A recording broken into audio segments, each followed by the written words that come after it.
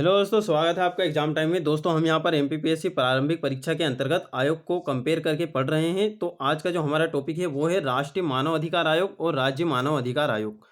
अब इन आयोग की हमने सेपरेट प्ले लिस्ट बनाकर रखी है। आप चैनल के आइकन पर जैसे ही क्लिक करोगे तो वहाँ पर आपको साइड में प्ले लिस्ट का ऑप्शन दिखाई देगा। तो वहाँ पे अलग अलग टॉपिक की हमने अलग अलग प्ले लिस्ट बनाकर रखी है। तो आप वहाँ से अपने इच्छा अनुसार जो वीडियो आपको देखना है या फिर जो आपका टॉपिक कंप्लीट नहीं है तो वो आप वहाँ से कवर कर सकते हैं। ठीक है दोस्तों, तो हम यहाँ पर इसे बहुत ही शानदार तरीके से पढ़ेंगे और आप अपने कॉपी में भी इन्हें अच्छे से नोट कर लीजिए, क्योंकि लास्ट टाइम रिवीजन में ये आपकी काफ़ी हेल्प होगी इससे।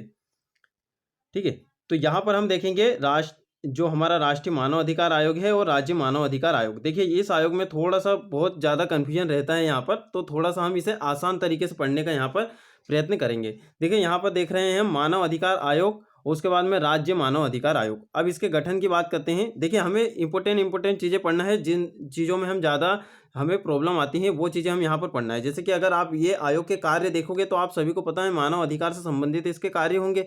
तो कार्य को इतने ज़्यादा हमें यहाँ पर पढ़ने की आवश्यकता नहीं है। तो जो जो चीज़ में हमें कन्फ्यूजन होता है वो चीज़ हम यहाँ पर देख रहे हैं। अब दोस्तों गठन की बात करते हैं। तो गठन 12 अक्टूबर 1993 को हुआ था और यहाँ पर केंद्र सरकार इसलिए लिखा है क्योंकि केंद्र सरकार ने इसका गठन किया है। अब राज्य मानव अधिकार आयोग की बात करते हैं तो ये 13 सितंबर 1995 को इसका गठन हुआ था और ये राज्य सरकार ने इसका गठन किया है। ये आपको अच्छे से ध्यान रखना है। ठीक है, तो आपको ऐसा इस प्रकार से भी धर सकते हो आप ध्यान, क्योंकि देखिए राष्ट्रीय स्तर का आयोग है तो वो 2 साल पहले बन गया। ये 1995 में बना, उसके बाद में ये 1993 में बना। ठीक है, तो इस प्रकार का थोड़ा सा आप लॉजिक लगाओगे तो आपको ये सन भी याद रहेंगे। उसके बाद में यहाँ पर प्रावधान की बात करते हैं तो ये मानव अधिकार संरक्षण अधिनियम 1993 की जो धारा है उसके 3 के तहत इसका गठन हुआ है और इसका गठन भी उसी अधिनियम के तहत हुआ है। बाकी यहाँ पर धारा थोड़ी सी चेंज हो जाएगी, धारा 21 के तहत इसका गठन हुआ है। यदि आपसे प्रश्न पूछा जाता है एग्जाम में कि राज्य मानव अधिकार आयोग का गठन मानव अधिकार संरक्षण अधिनियम 1993 की किस धारा के अंतर्गत हुआ है, तो आप उसका जो आंसर टिक करोगे वो है 21। ठीक है, उसके बाद में यहाँ पर निकाय की बात करते हैं तो ये एक सांविधिक निकाय है। ठीक है, तो इसे अभी संवैधानिक दर्जा नहीं मिला है, ये सांविधिक निकाय है। देखिए हम इतने दिन से पढ़ रहे हैं सांविधिक संवैधानिक सांविधिक संवैधानिक, तो अब आपको पता चल ही गया होगा कि सांविधिक क्या होता है, संवैधानिक क्या होता है। ठीक है, अब यहाँ पर बात करते हैं ये बहुसदस्यीय संस्था है। अब बहुसदस्य क्यों है, क्योंकि हम यहाँ पर देखेंगे ये 13 सदस्यीय संस्था है। अब इसमें कौन कौन रहेंगे तो उन्हें भी यहाँ पर अच्छे से समझने का प्रयास करेंगे। ठीक है, तो इस प्रकार से आप अपने शॉर्ट नोट्स बना लीजिएगा, बहुत काफ़ी ज़्यादा हेल्प हो जाएगी इसकी आपको, क्योंकि 8 से 9 पेज में आपके पूरे आयोग कंप्लीट हो जाएंगे और आप इन्हें कम से कम ज़्यादा से ज़्यादा कितने 10 मिनट में आप इनका रिवीजन कर लोगे। और बाकी अगर ज़्यादा पेज के नोट्स बना के रखे हैं तो उन्हें रिवीजन करने में भी आपको काफ़ी प्रॉब्लम आएगी। और आप सभी को पता है कि एग्जाम टाइम में आप कभी ये धारा भूल जाओगे, कभी ये डेट भूल जाओगे, इतने सारे आयोग है ना। अगर आयोग देखा जाए तो 20 से 22 आयोग हमारे यहाँ पर हो जाते हैं, तो इतने सारे आयोग की आपको डेट भी ध्यान नहीं रहेगी, इसलिए आपको ये नोट्स बना लेना चाहिए। ठीक है, अब यहाँ पर बात करते हैं दोस्तों। देखिए ये भी सांविधिक और ये गैर संवैधानिक भी इसे कह सकते हैं और सांविधिक संस्था भी कह सकते हैं, तो दोनों सेम ही है। उसके बाद में यहाँ पर बात करते हैं मुख्यालय की, तो मुख्यालय इसका नई दिल्ली में है और आप सभी को पता है कि जो राज्य स्तर के जितने भी हैं अधिकतर का मुख्यालय भोपाल में ही है। और उसका जो मुख्यालय है राज्य मानव अधिकार आयोग का, तो उसे पर्यावास भवन के नाम से जाना जाता है। तो ये आपसे पूछा जा सकता है एग्जाम में, तो ये आपको अच्छे से ध्यान रखना है कि पर्यावास भवन उसे कहा जाता है। अब आ जाते हैं हम इम्पोर्टेंट चीज़ पर। देखिए अब यहाँ पर एक पहले और बात कर लेते हैं। इसका जो नोडल मंत्रालय है वो है गृह मंत्रालय और इसका नोडल मंत्रालय है राज्य का गृह मंत्रालय। अब दोस्तों ये है इम्पोर्टेंट चीज़, यहाँ पर बहुत ज़्यादा कन्फ्यूजन होगा आपको, तो इसे आपको अच्छे से यहाँ पर समझना है। बात करते हैं संरचना की, तो देखिए जो राष्ट्रीय स्तर का जो है मानव अधिकार आयोग, तो ये 13 सदस्यीय संस्था है। अब इसमें क्या है, एक अध्यक्ष है, 2 न्यायिक सदस्य है। ठीक है, अभी हम यहाँ पर थोड़ी सी अलग बात कर रहे हैं, जैसे कि पूरी टोटल मिला के 13 सदस्य है, तो इसमें बात कर रहे हैं एक अध्यक्ष होता है, 2 न्यायिक सदस्य होते हैं, 3 विशेषज्ञ होते हैं। अब 3 विशेषज्ञ को हम ऐसा भी कह सकते हैं कि गैर न्यायिक सदस्य। ठीक है, तो आपको कन्फ्यूज नहीं होना है कि गैर न्यायिक सदस्य तो हमने पढ़ा ही नहीं, तो वो क्या है, तो जो 3 विशेषज्ञ होते हैं तो वही गैर न्यायिक सदस्य हैं, क्योंकि वो न्यायालय की किसी भी चीज़ों से जुड़े नहीं होते हैं। उसके बाद में यहाँ पर 7 पदेन सदस्य होते हैं, तो ये टोटल मिला के कितने हो जाते हैं, 13 हो जाते हैं यहाँ पर। अब दोस्तों यहाँ पर हम बात कर लेते हैं कि पूर्णकालिक कितने सदस्य होते हैं। देखिए जैसे जो अध्यक्ष होगा, अब यहाँ पर थोड़ा सा आपको ध्यान रखना है। देखिए 2019 में संशोधन हुआ है, उसके पहले यहाँ पर क्या कहा गया था कि जो सुप्रीम कोर्ट का जो मुख्य न्यायाधीश होगा वही इसका अध्यक्ष बन सकता है, यानी कि है या फिर रहा है। तो इस प्रकार का था कि मुख्य न्यायाधीश। बाकी अभी जो 2019 में संशोधन हुआ है तो उसमें एक पॉइंट और जोड़ा गया है कि सुप्रीम कोर्ट का मुख्य न्यायाधीश है या रहा है वो तो अध्यक्ष बन सकता है, बाकी सुप्रीम कोर्ट का अन्य न्यायाधीश भी है या रहा है वो भी यहाँ पर उसका अध्यक्ष बन सकता है। तो ये लाइन आपको अच्छे से ध्यान रखना है। क्या है, देखिए यहाँ पर थोड़ा सा गलत कर दिया है, तो ये आपको है या रहा है करना है, यानी कि सुप्रीम कोर्ट का मुख्य न्यायाधीश है या रहा है वो, और उसके बाद में अगर वो नहीं है तो फिर अन्य न्यायाधीश है या रहा है, तो ये भी यहाँ पर अध्यक्ष बन सकते हैं। 2019 के संशोधन के बाद हुआ है। उसके बाद में पूर्णकालिक सदस्य की बात करते हैं तो ये होते हैं 5 सदस्य। देखिए पूर्णकालिक और पदेन सदस्य क्या होते हैं। देखिए पदेन सदस्य वो होते हैं जो किसी भी पद पे आश्रित रहते हैं। देखिए जैसे कि आपने देखा होगा कि राष्ट्रीय अल्पसंख्यक आयोग का जो भी अध्यक्ष होगा, ओबीसी एसटी एससी का, बाल संरक्षण आयोग का, महिला आयोग का, या फिर दिव्यांग के मुख्य आयुक्त, तो ये क्या होते हैं, अपने पद पे पदस्थ होते हैं, तो ये ऑटोमेटिक इस आयोग के अध्यक्ष यहाँ पर होंगे। और जो पूर्णकालिक सदस्य होते हैं इनकी नियुक्ति की जाती है, तो इनकी नियुक्ति कौन करेगा, राष्ट्रपति करेगा, ये आपको यहाँ पर ध्यान रखना है। बाकी इनकी नियुक्ति नहीं की जाती, ये डायरेक्ट उस पद पे चल जाएंगे, तो ये डायरेक्ट इस आयोग के, जैसे कि अगर मान लो कि राष्ट्रीय अल्पसंख्यक आयोग का अगर कोई नया अध्यक्ष बना है तो वो डायरेक्ट अध्यक्ष बना है, तो वो इसका जो सदस्य है वो ऑटोमेटिक कहलाएगा, क्योंकि वो यहाँ पर पदेन सदस्य वर्ड आ गया है। ये आपको यहाँ पर अच्छे से ध्यान रखना है। तो आपको समझ में आ गया होगा पूर्णकालिक सदस्य क्या होते हैं और पदेन सदस्य क्या होते हैं। तो आपको ध्यान रखना है पूर्णकालिक सदस्य कितने होते हैं, 5 होते हैं। देखिए एक तो होगा सुप्रीम कोर्ट का अन्य न्यायाधीश है या रहा है, सुप्रीम कोर्ट का अन्य, यहाँ पर मैंने थोड़ा शॉर्ट में लिखा है सुप्रीम कोर्ट का अन्य न्यायाधीश है या रहा है। और दूसरा होगा कि हाई कोर्ट का मुख्य न्यायाधीश है या रहा है। ठीक है, तो यहाँ पर हाई कोर्ट का मुख्य न्यायाधीश की बात आ रही है या रहा है। उसके बाद में यहाँ पर 3 विशेषज्ञ होंगे, और विशेषज्ञ को गैर न्यायिक सदस्य भी बोलते हैं, ये भी आपको यहाँ पर अच्छे से ध्यान रखना है। अब इन 5 पूर्णकालिक सदस्यों में से, ठीक है, इन 5 पूर्णकालिक सदस्यों में से एक महिला होना अनिवार्य है, ये आपको यहाँ पर ध्यान रखना है। इन सदस्यों में से, पूर्णकालिक सदस्यों में एक महिला होना अनिवार्य है। उसके बाद में यहाँ पर आयोग का एक मुख्य सचिव होगा। अब दोस्तों यहाँ पर आपको विशेष तौर पे ध्यान रखना है कि यहाँ पर आयोग का मुख्य सचिव होगा। बाकी जो हम ये राज्य स्तर का मानव अधिकार देखेंगे तो इसमें सचिव की बात है, यानी यहाँ महासचिव वर्ड यूज है और यहाँ पे सचिव शब्द यूज है, ये आपको अच्छे से ध्यान रखना है। और देखिए ये जो महासचिव होगा ये अध्यक्ष के नियंत्रण में यहाँ पर कार्य करेगा, और इसमें भी ऐसा ही है, तो इसमें पदेन सदस्य नहीं होते हैं। ठीक है, अब हम यहाँ पर ये हमने देख लिया पदेन सदस्य, यहाँ पर देख लेते हैं। राष्ट्रीय अल्पसंख्यक आयोग का जो अध्यक्ष होगा वो ओबीसी एससी एसटी, महिला आयोग और बाल संरक्षण आयोग और दिव्यांगों के जो मुख्य आयुक्त नियुक्त किए जाते हैं, तो वो इनके यहाँ पर पदेन सदस्य होंगे। अगर पदेन सदस्य की संख्या पूछी जाए तो कितनी होगी, 7 होगी। पूर्णकालिक की कितनी होगी, 5 होगी। न्यायिक सदस्य की यदि पूछा जाए, यदि न्यायिक सदस्य अगर अध्यक्ष को भी शामिल किया जाए तो 3 हो जाएंगे। बाकी यहाँ पर न्यायिक सदस्य की बात हो रही तो 2 है। ठीक है, गैर न्यायिक सदस्य दोस्तों अगर पूछा जाए आपसे तो कितने हैं, तो 3 है ना। ये विशेषज्ञ को ही गैर न्यायिक सदस्य यहाँ पर कहा जाता है। तो इस प्रकार से ये 13 सदस्यीय संस्था है। अब आ जाते हैं हम राज्य वाले में कैसी संरचना है। अब यहाँ पर केवल 3 सदस्य, देखिए सदस्य और सदस्य में बात अलग होती है। अब सदस्यीय संस्था है, यानी कि इसमें अध्यक्ष प्लस यहाँ पर सदस्य दोनों को काउंट कर लिया गया है, तब जाके यहाँ पर सदस्य 3 सदस्यीय संस्था यहाँ पर कहा है। तो ये वर्ड में भी थोड़ा डिफरेंट आ जाता है, ये आपको अच्छे से ध्यान रखना है।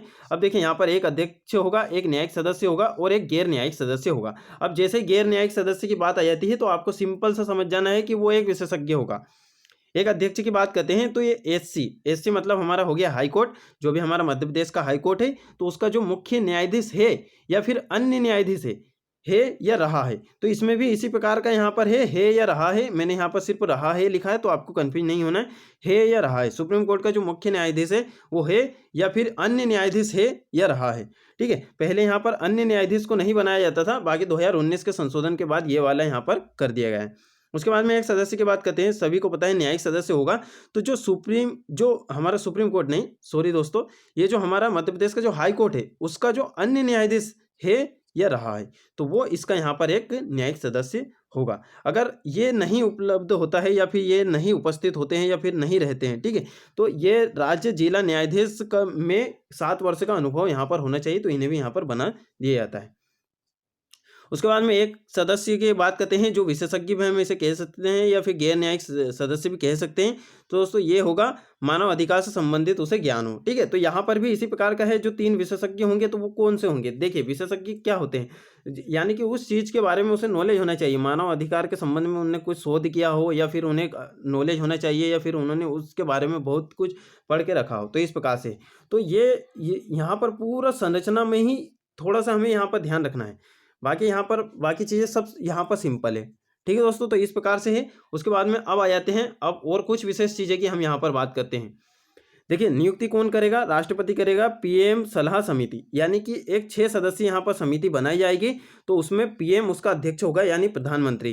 ठीक है, अब यहाँ पर ये भी थोड़ा आपको विशेष तरीके से यहाँ पर समझना है, क्योंकि इसमें भी आपको यहाँ पर थोड़ा सा कन्फ्यूजन आ सकता है। देखिए यहाँ पर आपको पहले ही बता देते हैं, उपराष्ट्रपति या सभापति इसमें नहीं होगा, क्योंकि एमपीपीएससी में एक बार ये क्वेश्चन पूछा गया था, जब ये इनके जो आर्टिकल यहाँ पर, यानी कि जो मानव अधिकार से संबंधित जो भी अधिनियम थे वो पहले यहाँ पर ऐड थे, तो उसमें पूछा गया था कि उपराष्ट्रपति या सभापति इसमें होता है कि नहीं सदस्य चयन समिति में। तो आपको विशेष तौर पे ये ध्यान रखना है कि उपराष्ट्रपति या सभापति इस चयन समिति में नहीं होता है। तो कौन कौन होते हैं? देखिए अध्यक्ष कौन होगा? पीएम होगा। देखिए एक तो लोकसभा का अध्यक्ष होगा, लोकसभा में विपक्ष का नेता होगा, राज्यसभा का विपक्ष का नेता होगा, और राज्यसभा का उपसभापति होगा, ना कि सभापति।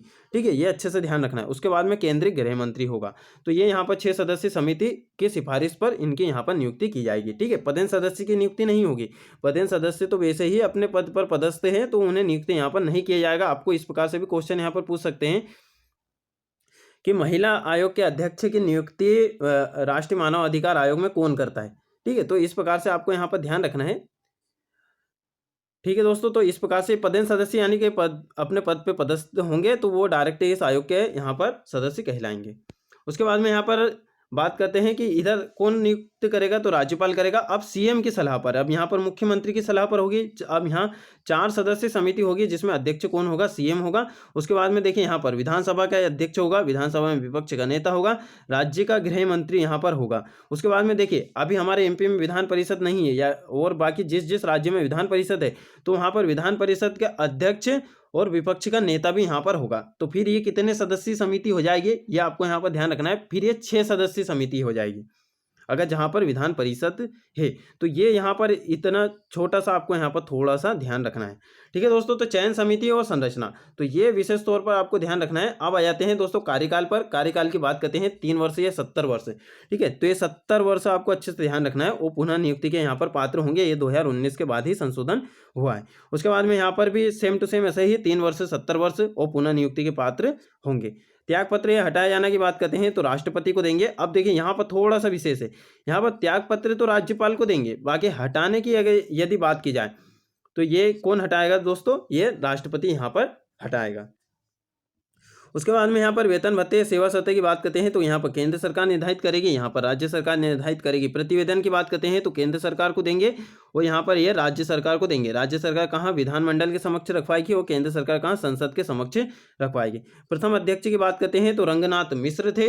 राष्ट्रीय मानव अधिकार आयोग के प्रथम अध्यक्ष कौन थे? रंगनाथ मिश्र थे। और वर्तमान अध्यक्ष की बात करते हैं तो एच.एल. दत्तू। वर्तमान में जो पद है वो रिक्त है, ये भी आपको ध्यान रखना है। एच.एल. दत्तू के बाद अभी तक किसी को नहीं बनाया गया है। यदि अभी तक किसी को बना दिया गया है तो आप कमेंट में बता सकते हो यदि आपको पता हो तो। बाकी अभी जो है राष्ट्रीय मानव अधिकार आयोग है तो उसका जो अध्यक्ष का पद है वो रिक्त है। और राज्य मानव अधिकार में जो वर्तमान की बात करते हैं तो ये थे नरेंद्र कुमार जैन, और जो अभी जो 2 सदस्य हैं वो है मनोहर ममताने और सरबजीत सिंह। ठीक है, अब दोस्तों अब यहाँ पर राज्य मानव अधिकार आयोग के यदि प्रथम अध्यक्ष का आपको नाम पता है तो आप कमेंट में बता सकते हो। ठीक है, तो हम भी यहाँ पर थोड़ा सा ऐड कर लेंगे क्योंकि हमें उसका नाम नहीं मिला है। उसके बाद में यहाँ पर देखिए जैसे कि नोट करके एक पॉइंट लिखा है कि 1 वर्ष से अधिक के मामले यहाँ पर आयोग में नहीं सुने जाते हैं। आयोग में 1 वर्ष से अधिक के मामले नहीं सुने जाएंगे, ये ध्यान रखना है। और इधर भी सेम टू सेम ऐसा ही है। उसके बाद में अध्यक्ष और सदस्य भारत या राज्य सरकार के अधीन नियोजन का पात्र नहीं होंगे। ठीक है, भारत या राज्य सरकार के अधीन कोई भी गवर्नमेंट नौकरी वो नहीं कर सकते हैं।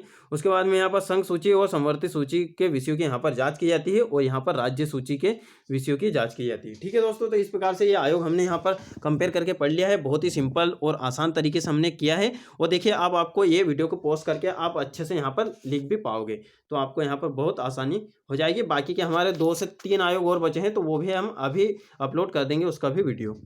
ठीक है दोस्तों, मिलते हैं नेक्स्ट वीडियो में। और हमारे जो भी नोट्स या फिर जो भी आएंगे तो वो 15 तारीख के बाद ही आएंगे। ठीक है, तो 15 तारीख के बाद आएंगे। हम यहाँ पर 3 मार्कर तैयार करवा रहे हैं और 3 मार्कर अभी हमने सोचा है कि 3 मार्कर जो है उन्हें हम यहाँ पर प्रिंट करवाएं, यानी कि टाइप करवाएं। तो उसे हम टाइप भी करवा रहे हैं और कुछ कुछ हम यहाँ पर हैंड रिटन भी आपको बताएंगे। ठीक है, तो अभी 15 अप्रैल तक हमारे यहाँ पर आएंगे तो हम आपको बता देंगे किस प्रकार से हमारे नोट से रिव्यू भी देंगे। और यहाँ पर 3 मार्कर भी पढ़ाएंगे और 15 मार्क जो 5 मार्कर है वो भी और 11 मार्कर भी।